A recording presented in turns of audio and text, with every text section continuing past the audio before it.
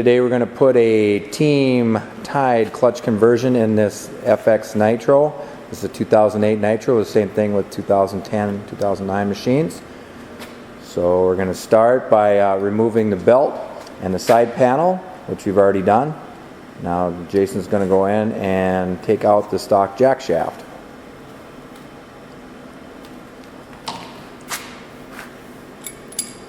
Just remove your stock clutch, removing the bolt that retains it.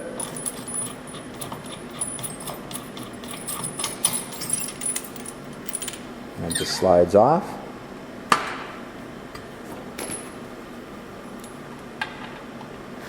And then you're going to remove the bolts that retain the bearing.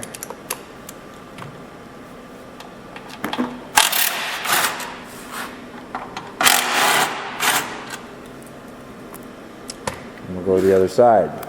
We'll take the bolts off the back of the caliper so we can get that out of the way. And just remove your two bolts at the back. Okay, once you swing the caliper out of the way, you got the parking brake. Which comes off with the Allen head.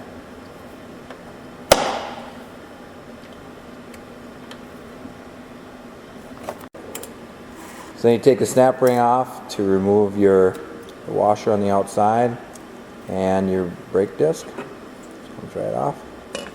You take the set screw out so you can remove the bushing for the seal. That comes right out.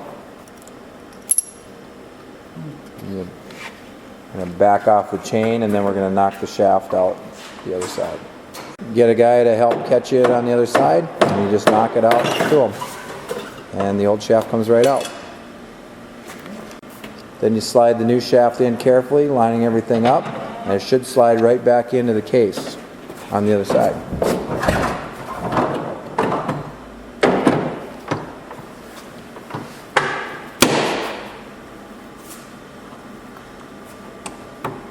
Make sure your bolts go all the way in until they're flush. Install the bolts to retain the bearing retainer. Make sure you use the team bolts. Okay, you put the seal retainer back on. Make sure you tighten the Torx, and then reassemble your brake disc. Reinstall your snap ring. Retains your brake disc.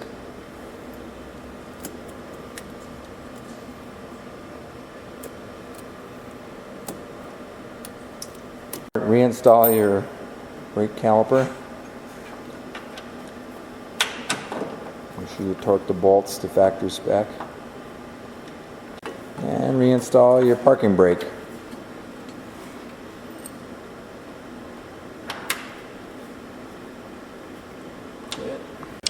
Okay, what you want to do is make a mark with a Dicam pen on the skip tooth of your shaft. That also corresponds with the X on the spider, and there's also an X on the sheave. You line all those up so everything's in phase for the spring install. You put the spider on the spring with your compression tool. Squeeze that spring down. And you got to line up that spider exactly with the skip tooth so it'll go on right. It may take a couple tries to get it in the right spot. And then you just run your snap ring on to retain it all once it's all together. And then take it out of your compression tool.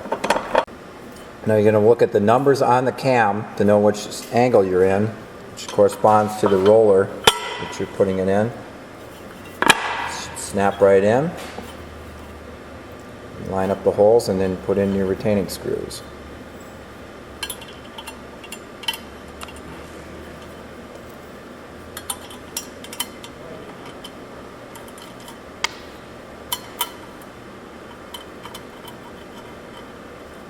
You're just going to want to snug these up and don't over torque them.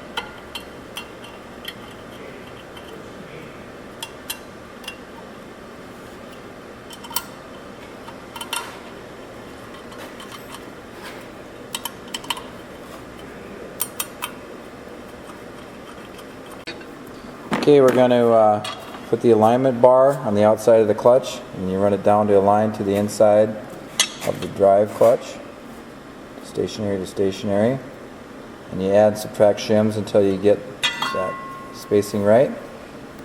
You want to float it just a hair, about 30 thousandths, and then we're going to install our floater plug.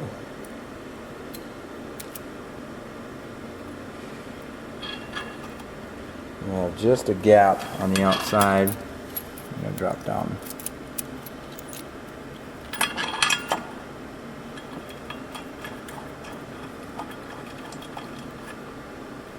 So just a little bit of float, 30 to 60 thou. And to install your belt, make sure your rotation arrows are going the right way. Put it on your drive clutch, and then we're going to put our back out wrench in the clutch, back out the movable shiv. Should be able to slide the belt right on.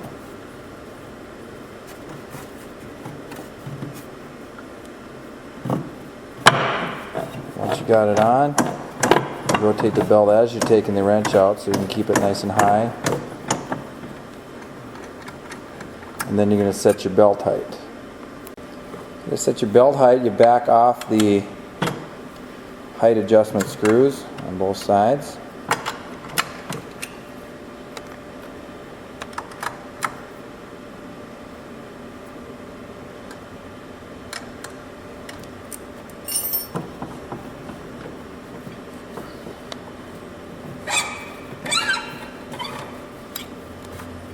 Keep backing that out until your belt sits about 1/8 of an inch above the driven sheave.